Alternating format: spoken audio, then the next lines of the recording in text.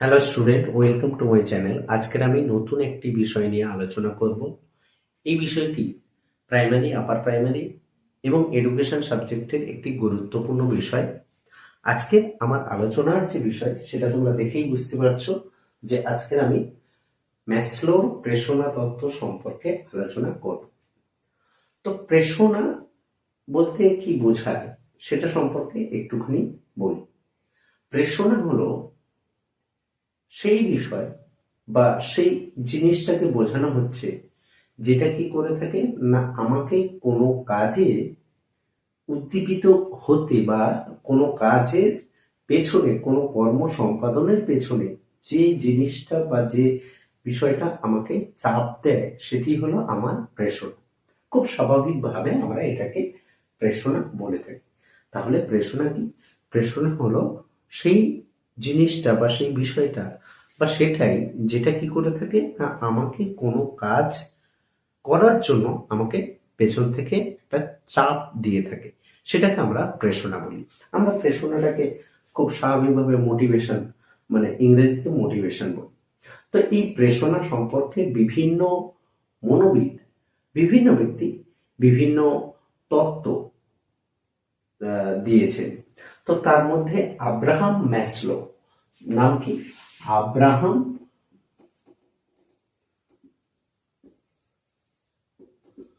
Abraham Maslow. Abraham Maslow তিনি কি করেছিলেন না, তিনি 1954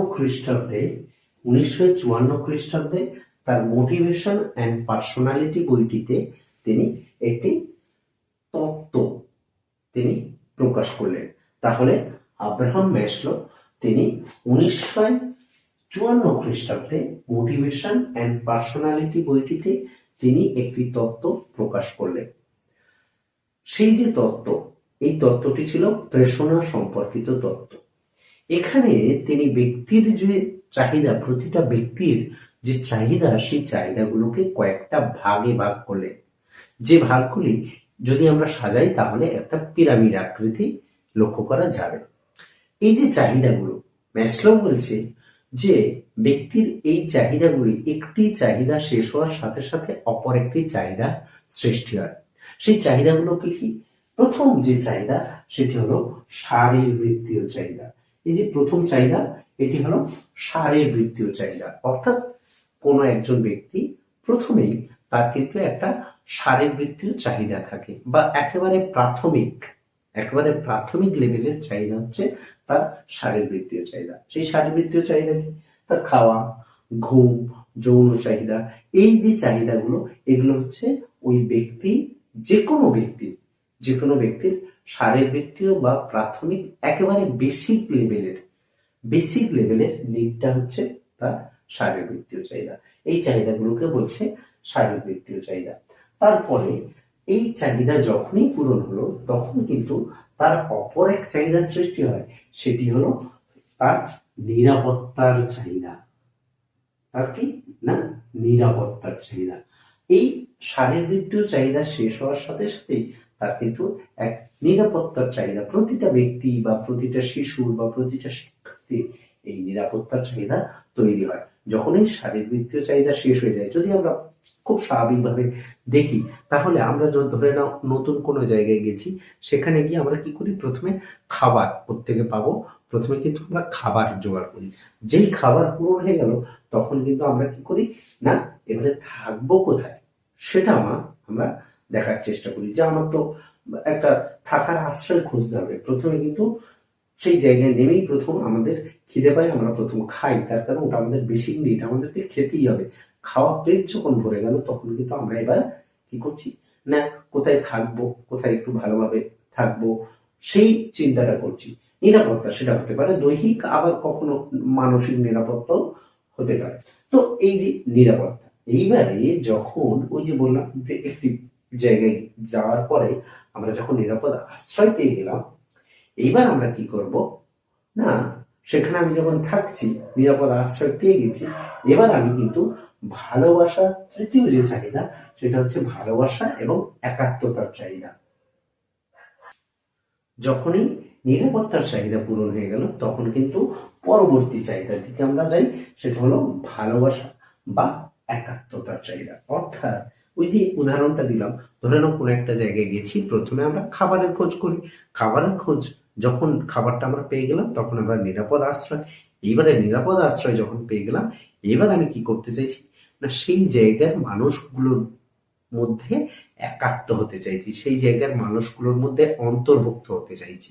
এই অন্তর্ভুক্তির মাধ্যমে আমরা কি চাইছি, আমরা সেই জায়গা, সেই আমার চারপাশের যে পরিবেশ, চারপাশের যে মানুষজন, তাদের ভালোবাসা পেতে চাইছি, তাদের সঙ্গে একাত্ম হতে চাইছি, তাদের সঙ্গে মিশতে চাইছি। এই চাহিদাকে বলছে ভালোবাসা বা একাত্মতার চাহিদা। এইবার যখন আমার চারপাশের মানুষের সঙ্গে একটা ভালো সম্পর্ক তৈরি হয়ে গেল, আমরা একাত্ম হয়ে গেলাম, তখন কিন্তু এর পরবর্তী চাহিদার দিকে যাবে। পরবর্তী চাহিদা কি, আত্মসম্মান। মানে এইবার আমি তো অন্তর্ভুক্ত হয়ে গেছি আমার চারপাশের মানুষের মধ্যে, এবার আমি চাইবো যে আমার নিজের একটা সম্মান হোক। অর্থাৎ এই যে আমার চারপাশে যে মানুষজনগুলো আছে, এরা সবাই আমাকে সম্মান করুক, আমাকে একটা ভালো জায়গায় দিক। এই যে চাহিদাটা, এই চাহিদাটাকে বলছে আত্মসম্মান। মানে ওই যে গ্রুপের মধ্যে অন্তর্ভুক্ত হয়েছি, সেই গ্রুপ যেন আমাকে সম্মান করে, এটা হচ্ছে আমার আত্মসম্মান বোধ, বা সেখানে যেন আমার আত্মসম্মান বোধ ঠিকঠাক ভাবে থাকে। তো এটা গেল কি আত্মসম্মানের চাহিদা। তারপরের যে চাহিদা, সর্বশেষ বা সর্বোচ্চ লেভেলের যে চাহিদা, আত্মপ্রতিষ্ঠা। এবার এই আত্মসম্মান পাওয়ার ফলে কি করতে চাই আমি, না আমি নিজেকে একটা উচ্চ লেভেলে প্রতিষ্ঠিত হতে চাই বা নিজেকে প্রতিষ্ঠিত করতে চাই। এই যে চাহিদাটা, এটাকে বলছে আত্মপ্রতিষ্ঠার চাহিদা। তাহলে এই যে চাহিদাগুলো, ম্যাসলো বলছে যে একটি চাহিদা শেষ হওয়ার সাথে সাথে অপর এক চাহিদা শুরু হয়, আবার আর এক চাহিদা যখনই সেটা পূরণ হয়, তারপরের লেভেলের চাহিদাতে যায়, আবার যখন সেটি পূরণ হয় তারপরের লেভেলের চাহিদাতে যায়। এইভাবে এই চাহিদাটা আস্তে আস্তে উপরের দিকে উঠতে থাকে। এই জন্য এটাকে একটা পিরামিডের মতো দেখতে লাগে। তো তাহলে ম্যাসলোর তত্ত্বে যদি বলেন সর্বোচ্চ লেভেলের চাহিদা কি, না আত্মপ্রতিষ্ঠার চাহিদা। আর সর্বনিম্ন লেভেলের যে চাহিদা বা একেবারে প্রাথমিক লেভেলের চাহিদা, সেটা কি শারীরবৃত্তীয় চাহিদা। এবারে এখানে প্রশ্ন আসে যে শারীরবৃত্তীয় চাহিদা কোনগুলি, খাওয়া, ঘুম, তারপর হচ্ছে যৌনতা, এগুলো হচ্ছে কি শারীরবৃত্তীয় চাহিদা। এইবারে বলা হচ্ছে যে এই যে তিন প্রকার চাহিদা, নিরাপত্তা, শারীরবৃত্তি এবং ভালোবাসা, এগুলো অভাবজনিত, অর্থাৎ অভাববোধের দ্বারাই এগুলো পরিচালিত হয়।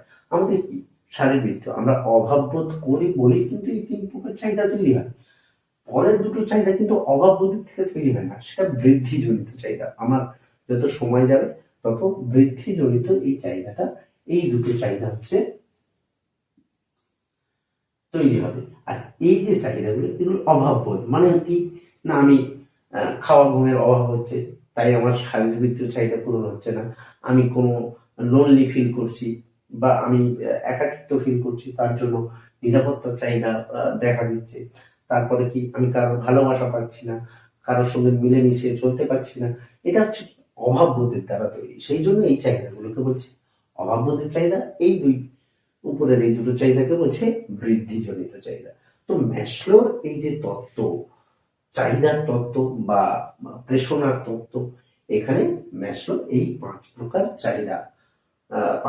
চাহিদার কথা ম্যাসলো বলেছিলেন। কোনো কোনো বইতে দেখবে 8 প্রকার চাহিদার কথা বলা হয়েছে, কিন্তু মূলত এই 5টা চাহিদাকে আরো 3টে ভাগে ভাগ করে দিয়েছে। মূলত এই 5টি চাহিদার কথাই ম্যাসলো বলেছিল। তাহলে তার